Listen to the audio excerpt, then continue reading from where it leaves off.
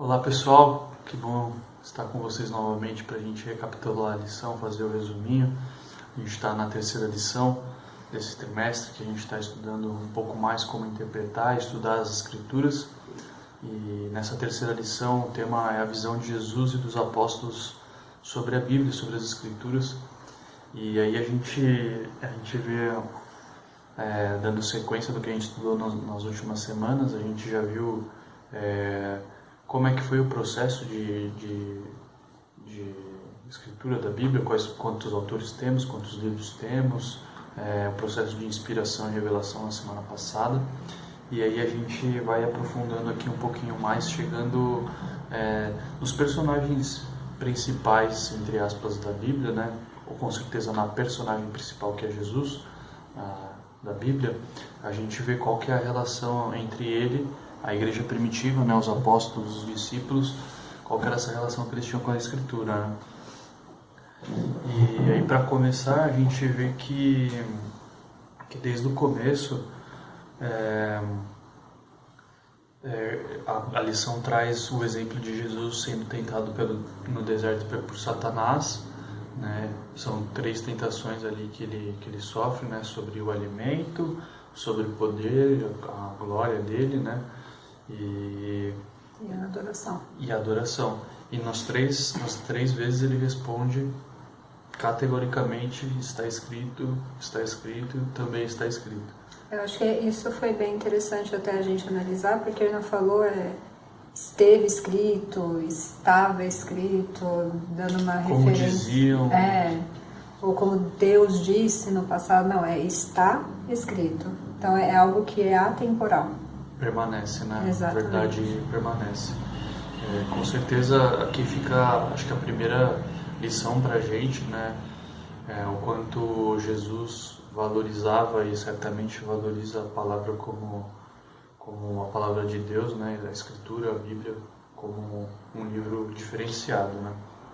E como a gente, na nossa comunhão diária, a gente deve buscar o estudo meticuloso e até uma coisa que eu sempre me provoco é saber de cor as coisas, né? Sim. Porque quando a gente precisar, talvez a gente não tenha um celular à mão, a gente não tenha uma Bíblia à mão.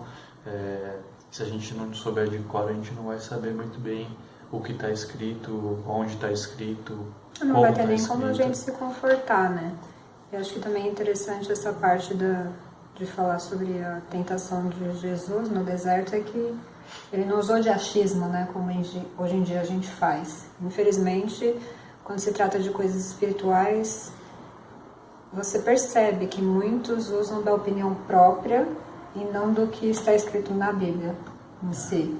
Não busca o conhecimento bíblico, porque é como a lição até trouxe, né? As pessoas tentam colocar a Bíblia e a religião de acordo com aquilo que ela acredita. Sim. Não a sua vida de acordo com o que a Bíblia está ditando como deve ser. E como a gente estudou na semana passada, não procura usar a Bíblia como sua própria intérprete, né? Exatamente. Então aqui a gente vai linkando todos esses conhecimentos que a gente está tendo ao longo das semanas, para a gente chegar de fato qual que é o manual, qual que é a diretriz perfeita para se estudar, para se interpretar as Escrituras, né? E se você for pensar, Jesus no caso aí, poderia ter falado de acordo com o conhecimento dele, ele era Deus. Presenciou tudo, né? Mas não, ele decide não fazer isso para deixar exatamente esse exemplo para a gente hoje em dia, que a gente tem que usar a palavra de Deus escrita, o que está escrito na Bíblia, não aquilo que a gente acha que conhece. E a lição ela traz bastante esse aspecto, né, da forma como Jesus se relaciona com as Escrituras, mencionando o que está escrito como o autor colocou, né, não Sim. Como ele mesmo participando, ele como Deus, ele se submete ao que está escrito, né, não ele acima das Escrituras, como de fato ele é por ser Deus, né. Mas é muito interessante essa relação. E aí uma outra coisa que a gente vê que está dentro das Escrituras, né? A gente tem que lembrar que na época de Jesus, dos apóstolos da igreja primitiva, a Escritura, a Bíblia que eles tinham era o que? O Pentateuco. Sim, era o Antigo Testamento, né? Pra gente hoje. Que é o que a gente conhece hoje como Antigo Testamento. E aí a gente vê a relação de Jesus com esses escritos e com a lei, porque a lei está, né, os 10 mandamentos aqui, quando a gente fala de lei, ele está contido no Pentateuco, foi dado lá atrás para o povo de Israel, mas a gente vê o quanto Jesus reafirma a validade dele, a relação dele com a lei em diversos momentos, e os próprios discípulos também. Sim. Como eles se relacionam com a lei, mostrando que ela permanece, que eles cumpriam a lei e eles valorizavam a lei, né? Exatamente. Então a gente vê também o quanto, até aqui na lição de sexta-feira, ele traz um dado bastante interessante de um estudo que foi feito na lição de sexta ou na de quinta, acho que é na de quinta, né?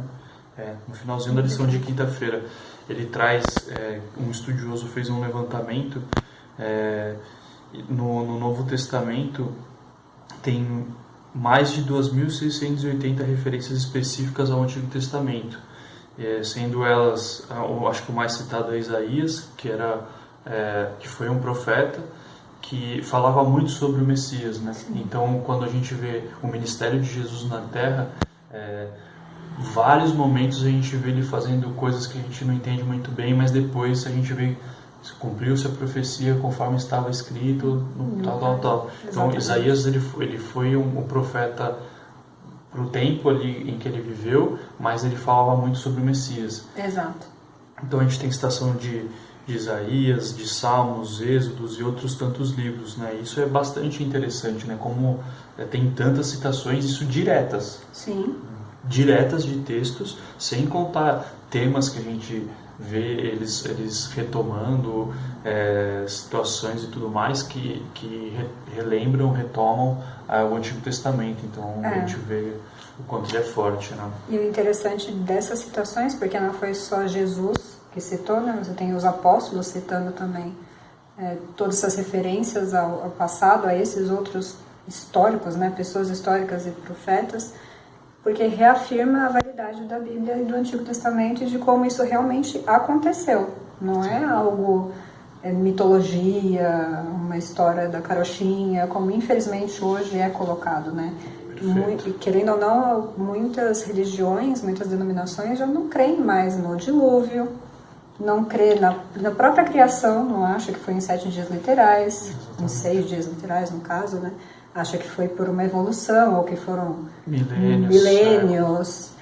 E aí você vai tirando essa veracidade da Bíblia, desses pontos históricos, mas você vê que os apóstolos e Jesus tratavam eles como realidade. Sem dúvida. E isso linka completamente com o que a gente estudou na semana passada, que é essa vertente de interpretação, que é a histórico-crítica, que você isola os acontecimentos, você isola Deus, você isola os milagres, as coisas sobrenaturais, e vê só o que de fato aconteceu historicamente. Então, e que dá para provar pela ciência. De certa forma, né? Porque a gente tem visto as escavações que a gente vem acontecendo, que vai encontrando as descobertas, né? na arqueologia, os escritos do Mar Morto, da caverna de Qumran.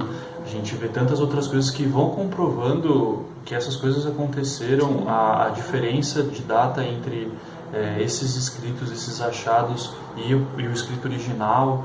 A gente vê que, como a gente viu na semana passada, a gente não pode isolar, não pode estudar a Bíblia sem a partícula de fé, sem acreditar que ela é inspirada, ela é trazida de forma sobrenatural, através do Espírito Santo para os seus escritores. Sim. E para quem está ali de fato querendo entender e estudar em espírito e em verdade, né? Adorar Exato. A Deus nesse mesmo sentido. Então a gente vê como essas coisas elas vão se encaixando, né? O quanto o estudo da palavra ele é importante, e o quanto ele reafirma, o quanto ele é imprescindível para a nossa fé individual e como um todo, né? A Igreja Adventista ela é fundamentada no princípio da sola Escritura, que é o que baseia a nossa fé. A gente baseia a nossa fé no que está escrito, no que está na palavra.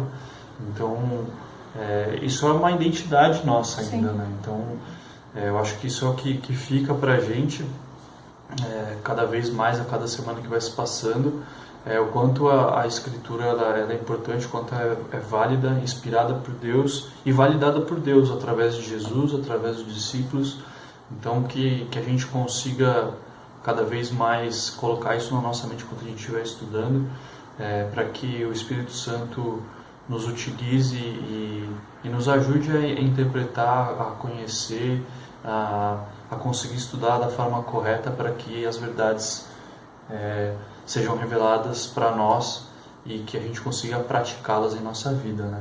Então este é o meu desejo para você também que nos assiste, que você também consiga encontrar cada vez mais a verdade através da palavra. Um abraço e até mais. Até mais.